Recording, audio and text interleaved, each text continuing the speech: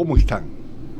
Hoy, como todos los días, de lunes a jueves, tenemos otra propuesta más del otro enfoque con Darío Cuba y también con Guarionex Luperón, quien periódicamente va a estar con nosotros.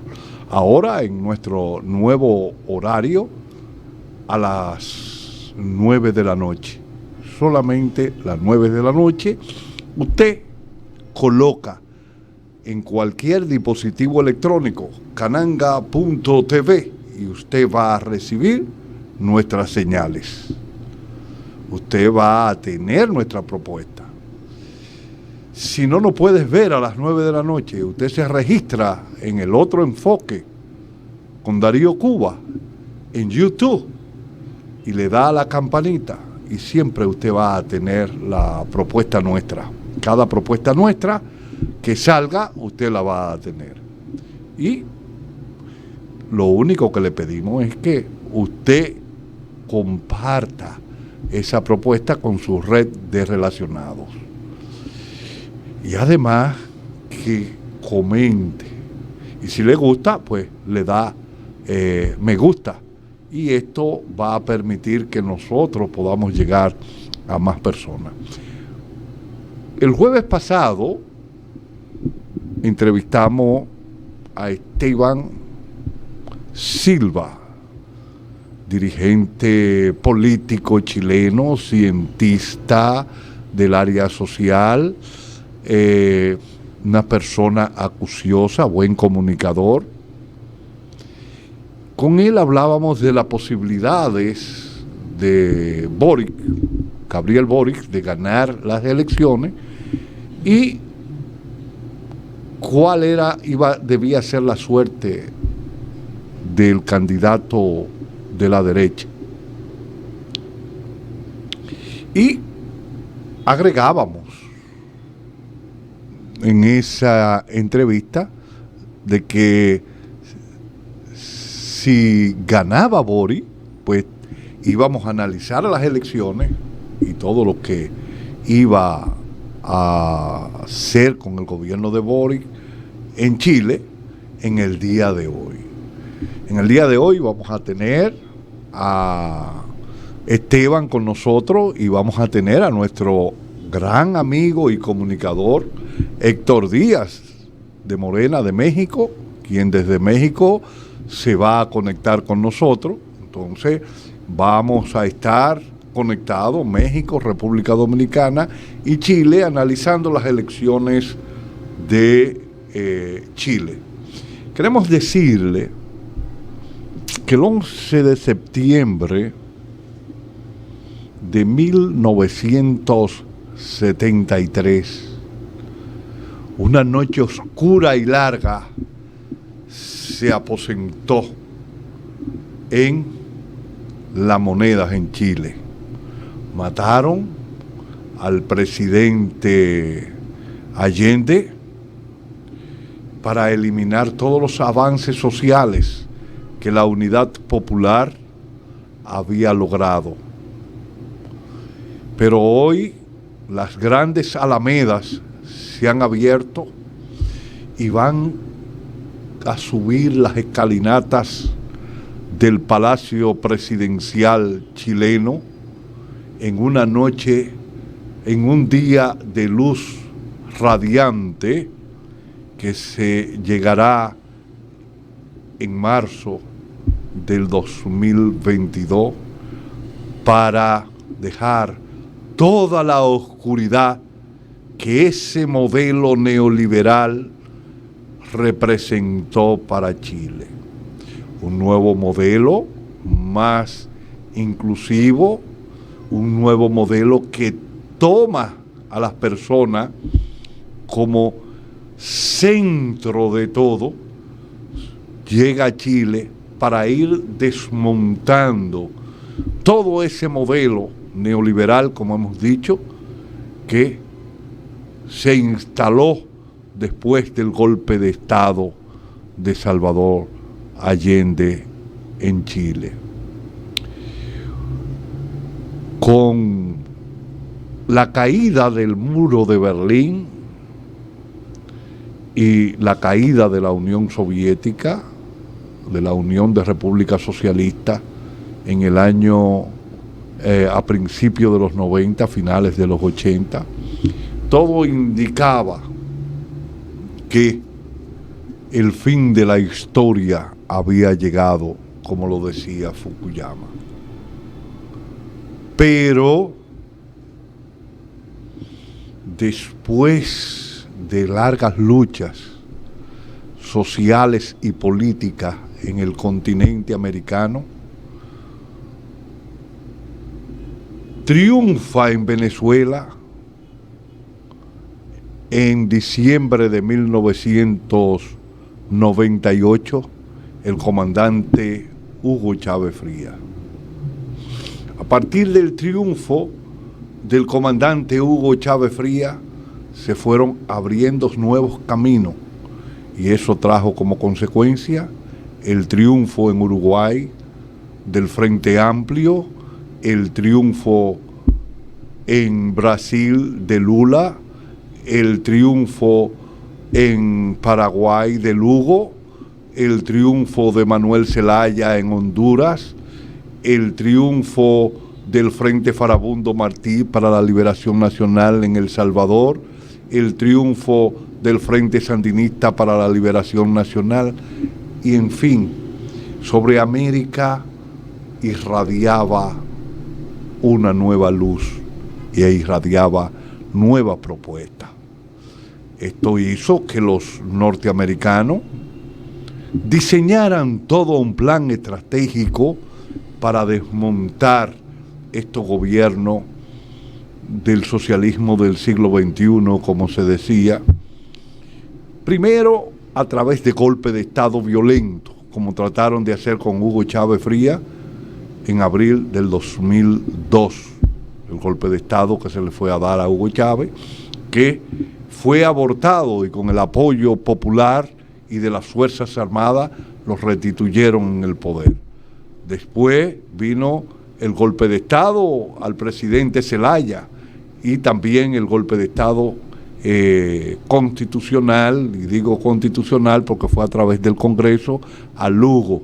Y estos siguieron otros golpes de Estado manejando la justicia, como fue el de Dilma Rousseff en Brasil, y todo el proceso de judicialización que se llevó a cabo para tratar de frenar las ansias de libertad y sed de justicia social que tienen nuestro pueblo. Pero de repente gana en México Andrés Manuel López Obrador hace 3 años, 2018, y comienza un nuevo resurgir en América. Y dentro de ese nuevo resurgir se abren las grandes alamedas y hoy viene el triunfo de Boric en Chile. Pero antes, ya días, podemos decir antes, gana en Honduras Xiomara Castro de Zelaya. Y ya Pedro Castillo había ganado en el Perú. O sea, nuevas propuestas se vienen instaurando, nuevos avances de nuestra izquierda y en América Latina se vienen dando. Esperamos el año entrante que Petro en Colombia sea el nuevo faro de luz. Nos vamos a un corte y cuando regresemos vamos a entrar con Esteban Silva y con Héctor Díaz, uno de México y el otro de Chile, para analizar el triunfo del Frente Amplio y las unidades de fuerzas populares que dieron con el triunfo de Boric en Chile.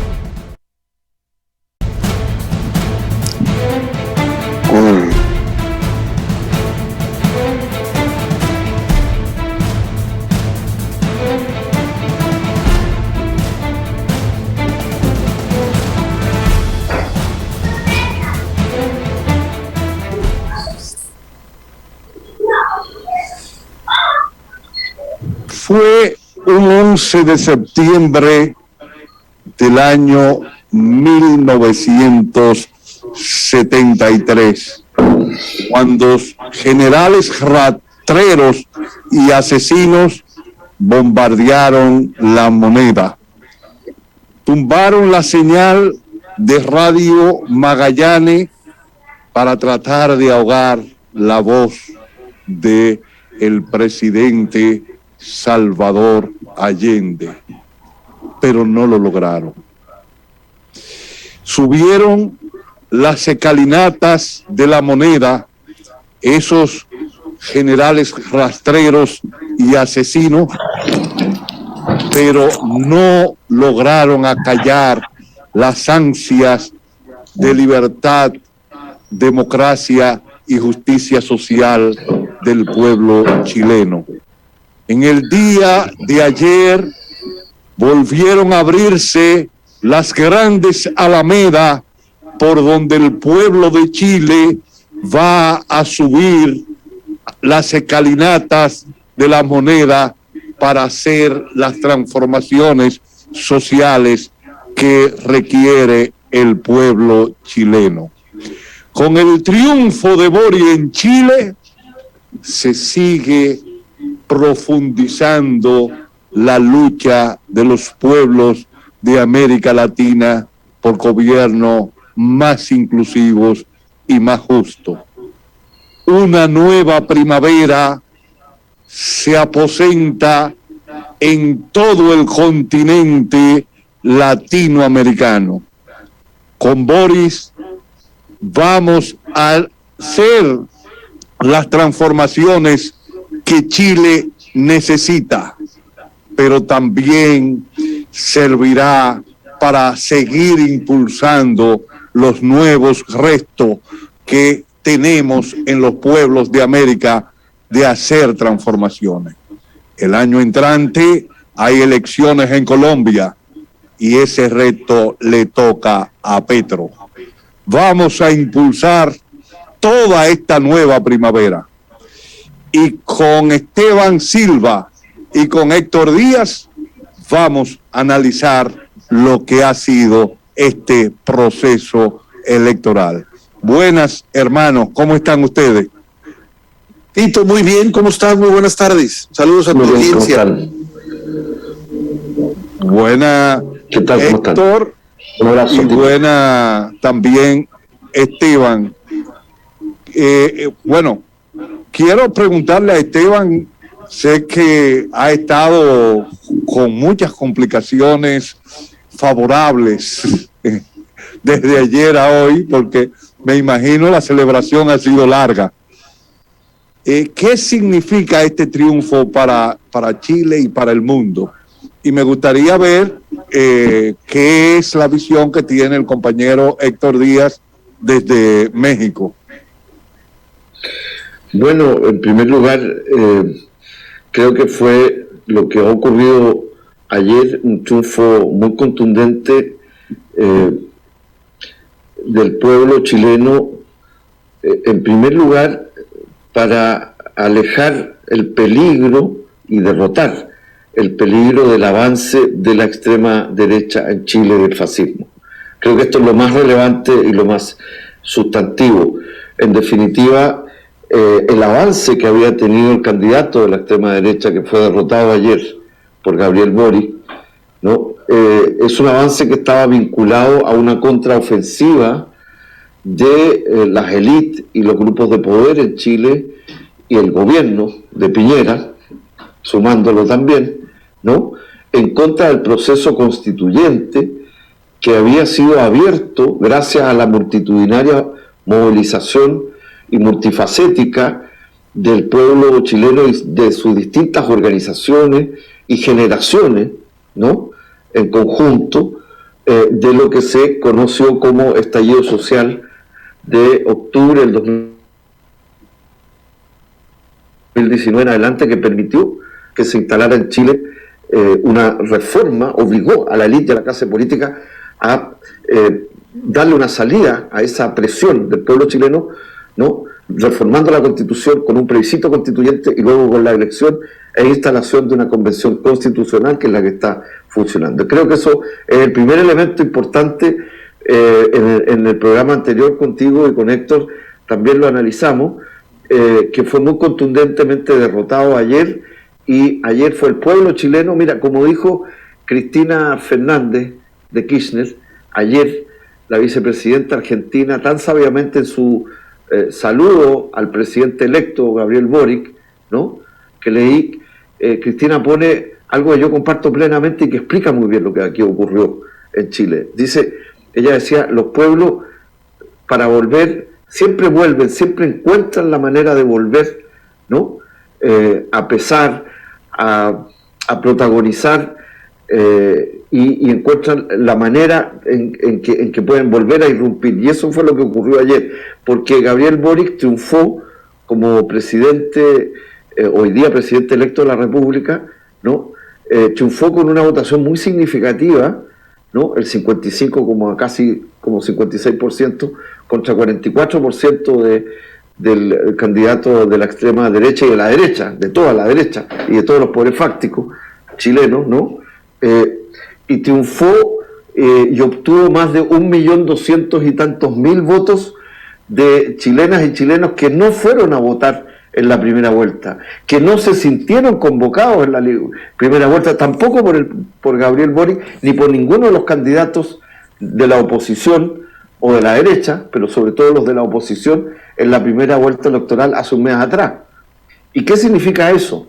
Significa que ante el peligro, ante tomar conciencia del avance relativo de la derecha y de la extrema derecha, y ante el peligro que se pusiera en cuestión el proceso constituyente, nuevamente un sector muy importante del pueblo que no se sentía, como te digo, insisto, identificado con esta institucionalidad y que es más bien crítico, pero que es el mismo pueblo junto con otros sectores que también votaron ciertamente, pero que ha estado involucrado en las luchas del estallido social, en las movilizaciones sociales, en la reivindicación y las demandas económicos y sociales que significan poner en cuestión el modelo neoliberal, es el que ayer irrumpió nuevamente en la institucionalidad, en la cual buscamos además cambiar, ¿no?, en el viejo itinerario en que se estaba desarrollando esta disputa de segunda vuelta electoral, y le dio un triunfo contundente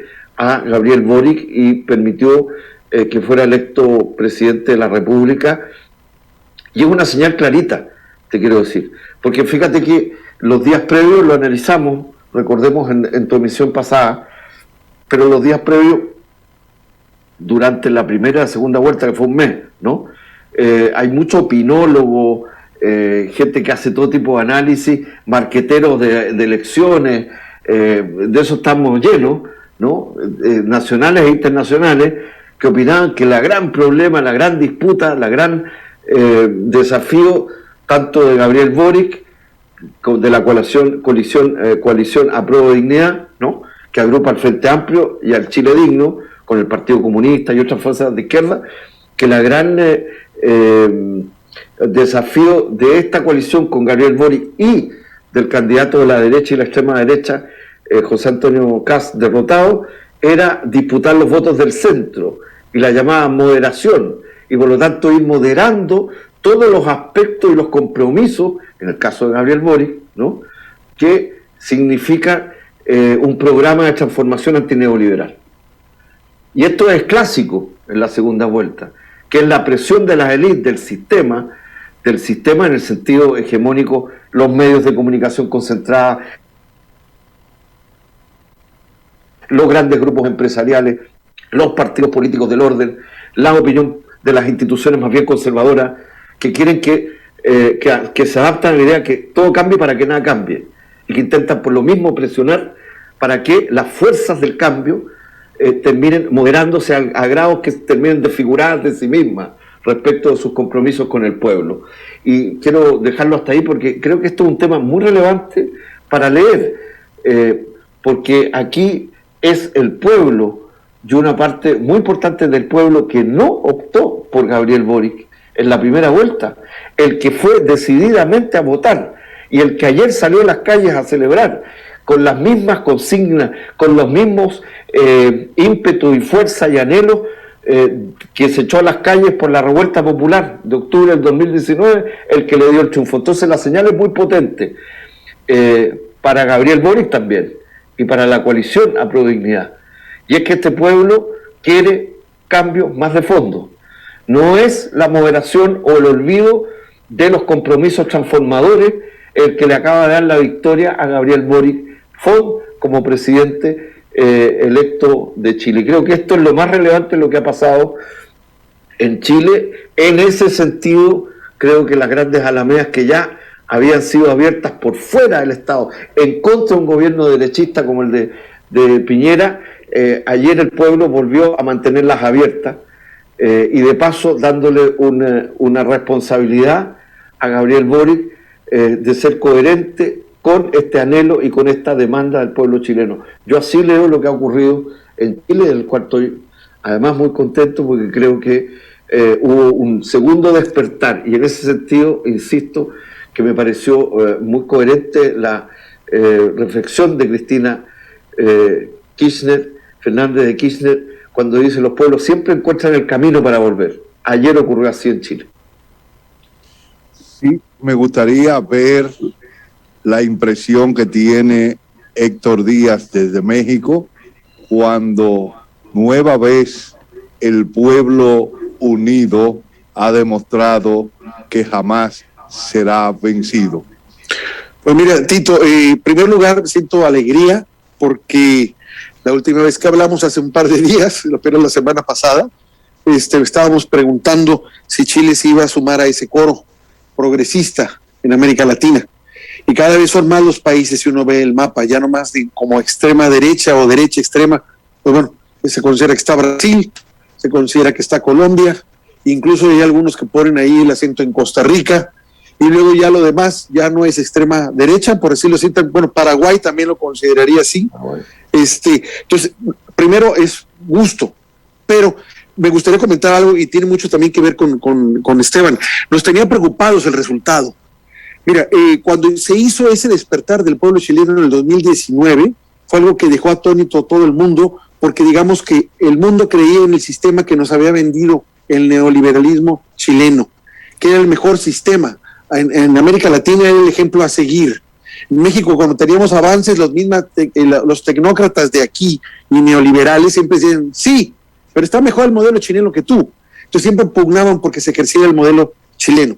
En el 2019, con las protestas, eso se rescravejó. Quedó en evidencia que un sistema así como el chileno realmente no estaba sostenido en términos reales, más bien a costa de la población, que fue la que finalmente reventó después de mucho tiempo y en condiciones muy adversas. Pero lo hicieron. Y luego vimos cómo ese mismo malestar o ese mismo clamor popular devino en pedir una constituyente, una constitución que realmente incluyera a todos los chilenos, porque en la sociedad moderna en que vivimos, en los países de América Latina, es muy común que en esa sociedad hay socios que tienen todos los derechos y muy pocas obligaciones, en este caso la oligarquía. Y el resto que lo conforma esa sociedad tienen derechos, muy cuestionables derechos, que a veces se les otorgan, a veces no, a veces se les cuestionan o simplemente se les alarga el proceso para obtenerlos y tienen todas las obligaciones. Entonces, cuando ese clamor en Chile fue tal para pedir una nueva constitución, para que ahora sí todos los que pertenecen a esa sociedad sean socios con todos los derechos y las obligaciones igual, por igual, entonces fue muy interesante lo que pasó, que se diera ese caso ahí.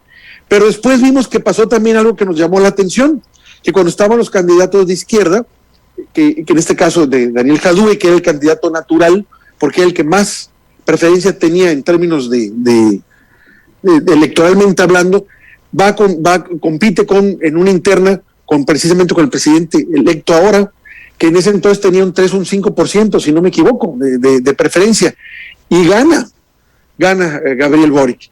Entonces, siempre dejó la idea de que realmente fue el candidato que escogió la derecha, que salió a votar en masa por Gabriel Boric, para poderse asegurar que fuera a perder en urnas con el candidato de ellos de derecha, o simplemente porque le tenían miedo a Daniel Jadue, que en un momento dado pudiera impulsar todavía más allá lo que se había dado en las manifestaciones del 2019 y luego lo que generó el proceso constituyente. Esa derecha de haber pensado, si quedara Daniel Jadue de presidente, esto se podría estirar todavía más. Entonces, no, vamos a votar por un candidato que no tiene tanta preferencia electoral. Ok, ganó Gabriel Boric.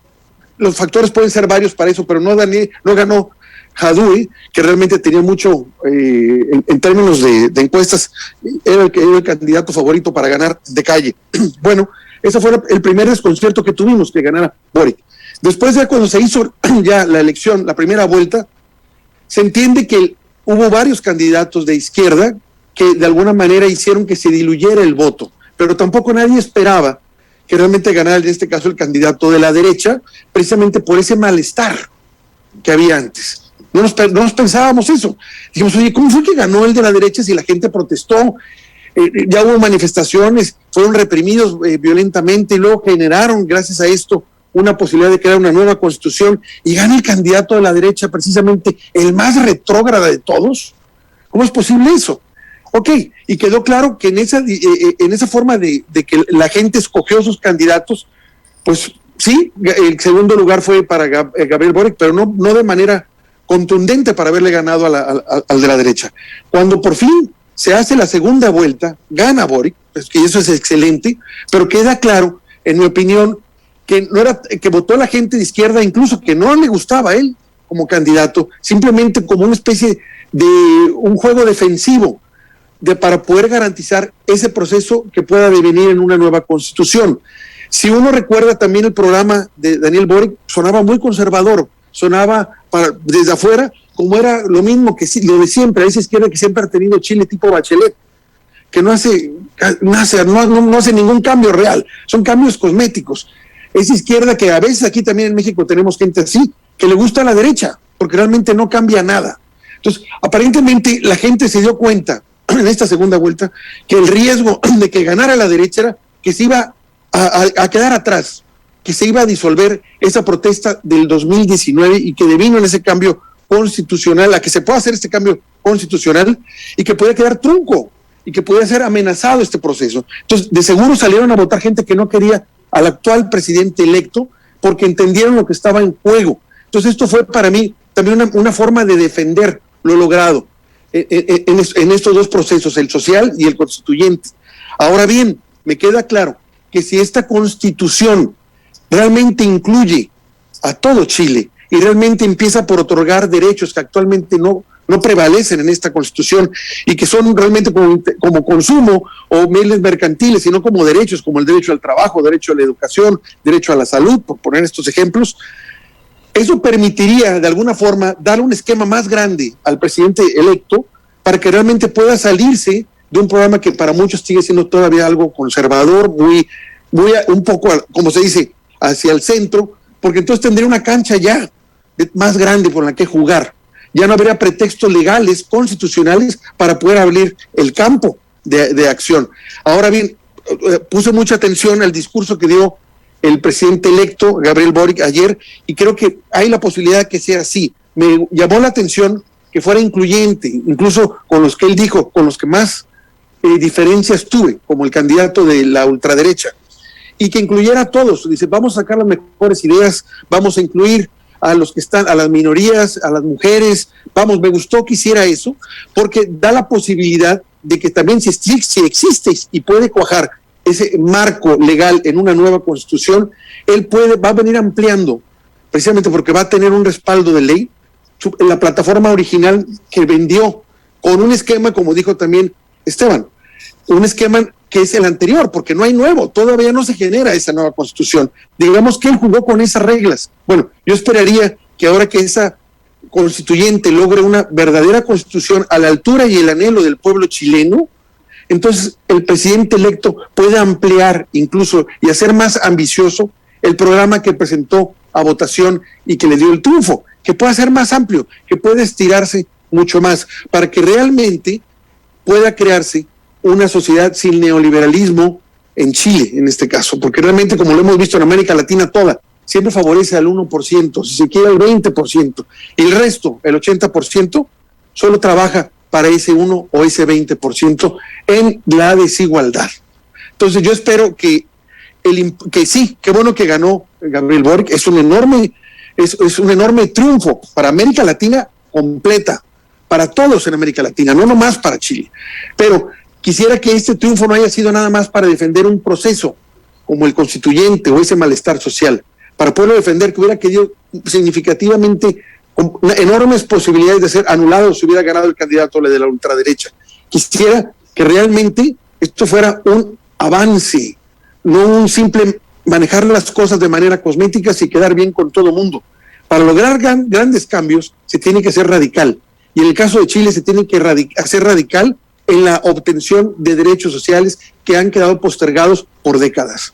Ahí me quedo. No sé qué reflexión pudieras tener tú, Tito, o bien el hermano Esteban Silva, que saludo desde aquí. Saludos también. Bueno, no sé qué quieres agregar tú, vas a tratar que responde Esteban. Yo creo bueno, Esteban. Sí, yo quise expresar algo que Héctor ha planteado. Yo no sé si quizás no logré expresarlo y darlo a entender, ¿no? Cuando yo hablo de del 1.200.000, un poco más, personas del pueblo que no se sintieron convocados en la primera vuelta presidencial por el candidato Gabriel Boric, pero sí ayer se sintieron convocados para ir a votar y otorgarle el triunfo, y además de eso defender el proceso constituyente, ¿no? Y cuando digo proceso constituyente es el proceso de disputa por desmantelar el modelo de desarrollo neoliberal chileno, de acumulación económica en manos de unos pocos, de las corporaciones transnacionales, el recuperar la soberanía económica de Chile, de sus principales riquezas y recursos estratégicos y bienes comunes. Cuando hablo de esto, evidentemente, claro, cuesta, porque muchas veces tendemos a mirar la política como un ejercicio solo de la democracia representativa y de las elecciones. No, lo que hay en Chile es una disputa del carácter mismo de la democracia, y no solamente cómo se amplía una democracia participativa, es en definitiva, primero, cerrar la transición post-dictadura, que en este caso ha durado 30 años, pues, que debió haberse hecho con una asamblea constituyente, el cambio de la constitución, el inicio del cambio de correlación de fuerzas del modelo económico neoliberal de capitalismo salvaje para desarmarlo y retomar las banderas también que fueron parte del proceso de la unidad popular del presidente Salvador Allende. Si no es por nada, y no es en vano que se habla de abrir las grandes alamedas de Allende, y todavía el mundo entero reacciona. No es por nada, fíjense, y lo agradecemos profundamente, la conmoción que en este caso, ¿no?, suscitó, y yo creo que fue por el avance de la extrema derecha, también, sin quitarle ningún mérito a Gabriel Boric, pero también por el estallido social o la rebelión popular de octubre del 2019, que fue gigantesca, y las movilizaciones que eso, y también los costos. Tenemos presos políticos todavía, presos políticos de la revuelta, tenemos personas que han perdido la vista. La principal, como lo dijimos en el programa anterior, la senadora más votada que es de Chile, Fabiola Campillay, es ciega justamente por el impacto de munición de fuerzas represivas de carabineros, ¿no? Y ella es un símbolo de la revuelta chilena, y no viene de los partidos que sostienen a Boric, viene de la revuelta popular, ¿no? O sea, aquí hay una fuerza que no se puede medir solo en lo electoral en parte de una disputa, pero una disputa que está en la lucha directa, en las movilizaciones, en el conflicto social, en la conflictividad social. Esa es la discusión que hay también en la Convención Constituyente, que es si la nueva Constitución va a incorporar, ¿no?, el constitucionalismo del Estado social como perspectiva que ordena el debate constitucional, la conflictividad social que cruza el conflicto entre el capital y el trabajo, el conflicto de género, el conflicto entre medio ambiente y las formas de explotación y del extractivismo, etcétera. Esos son los grandes temas que determinan un gobierno, y no solo un gobierno, un cambio de régimen político e institucional que apunta a un cambio de modelo económico respecto de la propiedad. En Chile tenemos un nivel de propiedad concentrada, sin lugar a duda, y además tenemos pendiente el tema de recuperar y nacionalizar recursos estratégicos, como incluso renacionalizar el cobre, que ha sido una de las fuentes principales de nuestro ingreso, ¿no? Para la gestación y la inversión de políticas públicas. En ese sentido, lo digo, efectivamente yo comparto lo que dice Héctor, que el tema es mucho más de fondo de lo que ocurrió. Me pareció muy bien el tono cuando el presidente electo, Gabriel, señala, ¿no? Verdad, justicia y reparación. Me parece que da señales en esa dirección. Cuidar el proceso constituyente, como lo señaló ayer en su primer discurso. Me hubiera gustado, a propósito de lo que señaló Héctor respecto de Daniel Jadwe, el alcalde Daniel Jadwe, que sigue siendo un líder fundamental, no solo en las fuerzas de izquierda y el campo popular, que estuvo ayer en el comando y fue muy recibido por el pueblo cuando llegó. Me hubiera gustado que el presidente electo también lo mencionara, pues dijera que, así como mencionó a los candidatos de la derecha, del centro izquierda, etcétera, mencionara a quien fue el primer candidato a la presidencia junto con él en las primarias conjuntas y unitarias, porque eso tiene que ver con ir recogiendo los programas transformadores también. Y cuando digo programas transformadores, estamos hablando de programas de transformación en términos de la reforma tributaria, ¿no? En temas de no solo terminar con el sistema de AFP y reconstituir una verdadera seguridad social, que es una de las tareas fundamentales y pendientes, y por lo tanto el ejercicio de los derechos económicos sociales como derechos en el pueblo chileno y que tiene una proyección. Pero también otros temas que evidentemente, ¿no?, tienen que ver con la transformación. Estamos bregando en el caso de Chile por una constitución que establezca un Estado plurinacional, que reconozca a los pueblos originarios, que no lo ha hecho el Estado-nación chileno hasta la fecha de hoy, y lo han habitado también gobiernos no solo de signo derecha, gobiernos que se autodenominaban de izquierda, de centro izquierda, ¿no?, etcétera. Entonces, hay un conjunto de temas pendientes que, por eso yo insisto, termino con eso, que fue el pueblo el que irrumpió de nuevo, ¿no?, sobre la institucionalidad que ha sido esquiva respecto de los grandes temas de la población. Pero mire, no tendríamos convención constitucional si no hubiera habido un estallido social, si no hubiera habido una huelga general, una movilización de la envergadura que obligó a quienes no creían en una nueva constitución, a quienes la negaron, obligó a hacer una reforma a la constitución, y eso fue el pueblo chileno que se lo impuso a las élites políticas. Y creo que esto es el gran desafío que tiene Gabriel Boric, es también conjugar algo que eché de menos, efectivamente, ayer en su primer discurso, y espero que en los próximos días tengamos algunas nociones mayores, que es que no se puede desarmar un modelo neoliberal desde el punto de vista de una economía social de derechos, sin tener al mismo tiempo, ¿no?, un proceso de integración, de intercambio más justo, de asociatividad latinoamericano y caribeño.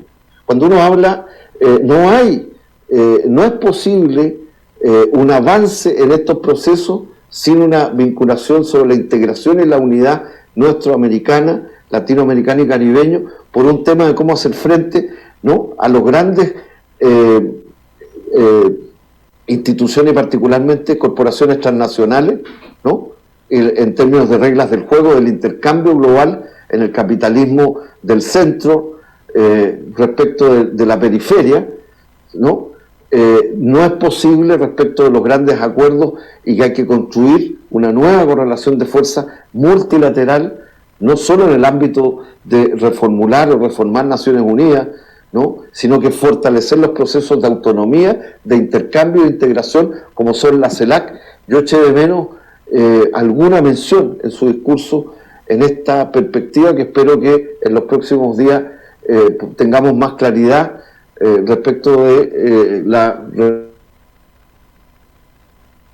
reflexión del presidente electo sobre la materia. ¿Y por qué planteo esto? Porque el temor ¿no?, al cual hacía referencia Héctor, frente al avance del candidato de la extrema derecha y la derecha, ante la posibilidad de que además se cerrara, hubiese una regresión respecto al proceso constituyente, ¿no?, la vinculación con el Chile del golpe militar, como tú bien señalaste en el comienzo, Tito, en tu intervención inicial, respecto de qué es lo que había pasado, aquel fatídico golpe fascista de 1973, con el bombardeo y el acallamiento incluso de la radio Magallanes, el bombardeo que fue objeto por aire y por tierra el presidente Salvador Allende, porque esta situación que estaba viviendo Chile suscitó nuevamente, fíjate, y lo agradecemos, y quiero aprovechar tu programa, Tito, para agradecer la solidaridad, el pronunciamiento, la preocupación de tantas y tantos hermanos, hermanas, compañeros